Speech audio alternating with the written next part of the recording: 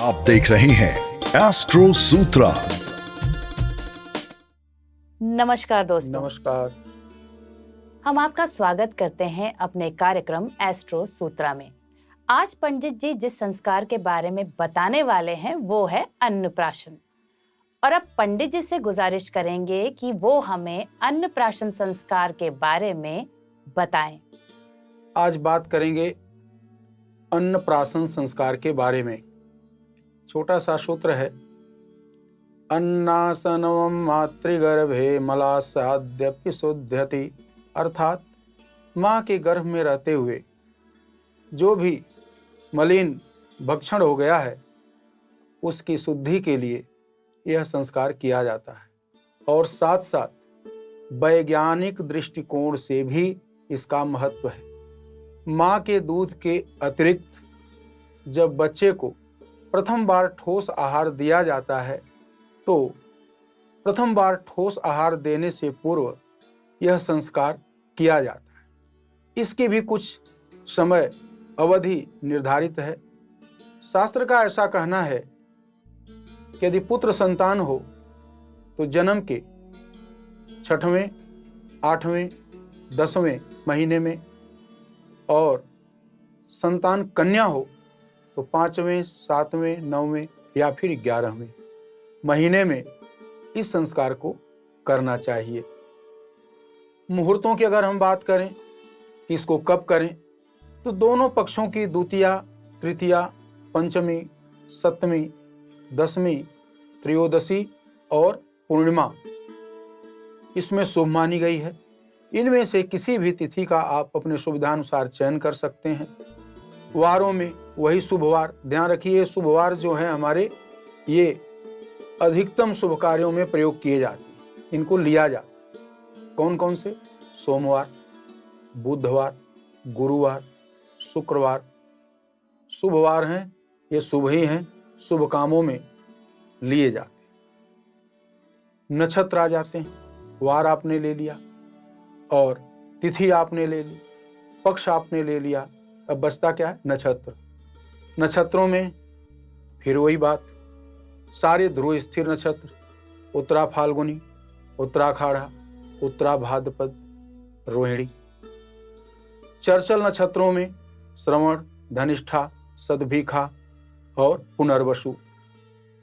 इसके अतिरिक्त मृदुमैत नक्षत्र, मृदुमैत तो ऐसे नक्षत्र हैं कि 100 में से 90 कामों में लिए जाते हैं। जहां भी शुभ काम हो ये जरूर आ जाते हैं, इसलिए इनका नाम है मृदु और मैत्र। ये मित्र भी हैं, मृदु भी हैं। इनमें क्या क्या आते हैं? मृगशिरा, अनुराधा, रेवती, चित्रा। इसके अलावा क्षिप्र लघु नक्षत्र को भी ले लिया गया है। इसमें कौन कौन से आते हैं? हस्त, अश्वनी, पुष्य और एक 28वां नक्षत्र जिसे अभिजित नक्षत्र कहते हैं, वह भी इस कार्य में स्वीकार है। ये तो हो गई मुहूर्त की बात। और अन्नप्राशन कब करें उस समय की बात। इसके पीछे कारण क्या है? मैंने कहा था ना, इसका वैज्ञानिक दृष्टिकोण से भी महत्व है। क्या महत्व है मैं सोच रहा हूं बताऊं, फिर मुझे लग रहा है कि इतना समझदार तो आप सभी लोग हैं। चलिए विज्ञान की दृष्टि से एक उदाहरण देता हूं। हमारे जीवन में हम लोगों को, हम मनुष्यों को, मानवों को, जिन्होंने भी ये मानव शरीर पाया है, उनको भोजन के रूप में क्या ग्रहण करना चाहिए, पेय के रूप में यानी पीने के लिए क्या ग्रहण करना चाहिए, ये शास्त्र में तो वर्णित है ही।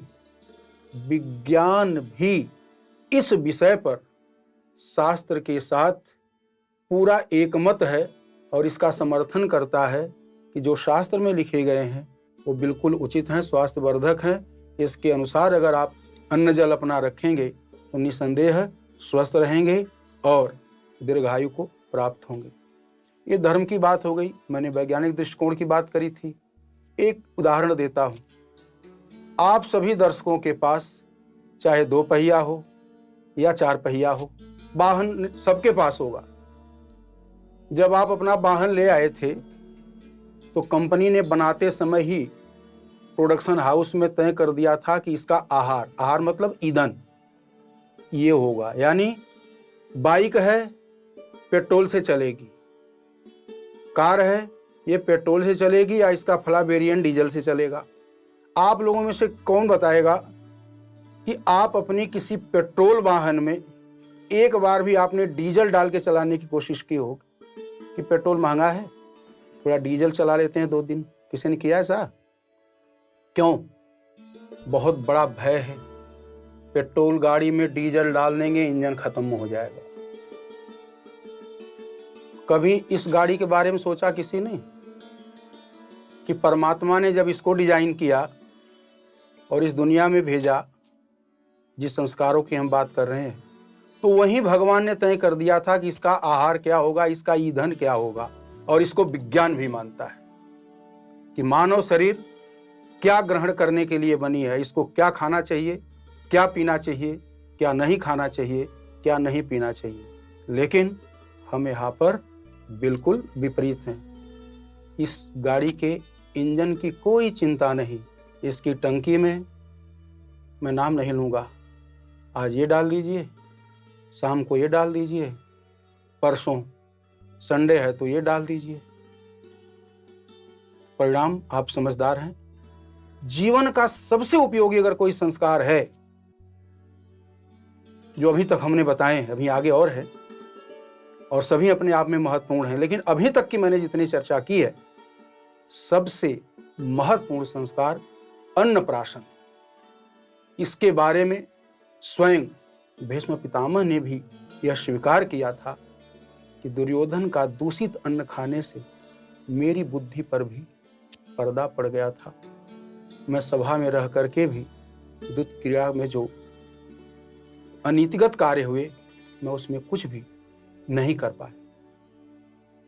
तो इस संस्कार का उद्देश्य यही है कि बच्चे को संस्कार के साथ आप अन्न ग्रहण का शुभारंभ करवाएं और स्वयं भी मर्यादित रहें और बच्चे को भी ऐसे मर्यादित रहने की शिक्षा दें कि वो भी इसी संस्कार के अनुसार अपना जीवन चलाए और उत्तम स्वास्थ्य के साथ साथ दीर्घायु को भी प्राप्त हो। जय श्रीमन। जी बिल्कुल सही कहा। हिंदू धर्म ही हमें सही ढंग से जीवन यापन करने का ज्ञान देता है। मुझे तो ऐसा लग रहा है कि ये एपिसोड यूं ही चलता रहे, मगर हमारे पास समय का अभाव है। बस चलते चलते पंडित जी का सहृदय धन्यवाद देना चाहेंगे कि उन्होंने अन्नप्राशन संस्कार के संदर्भ में काफी विस्तृत ढंग से समझाया। मिलेंगे आपसे अगले एपिसोड में, और हाँ, इंतजार रहेगा आपकी ईमेल्स का। तब तक के लिए नमस्कार।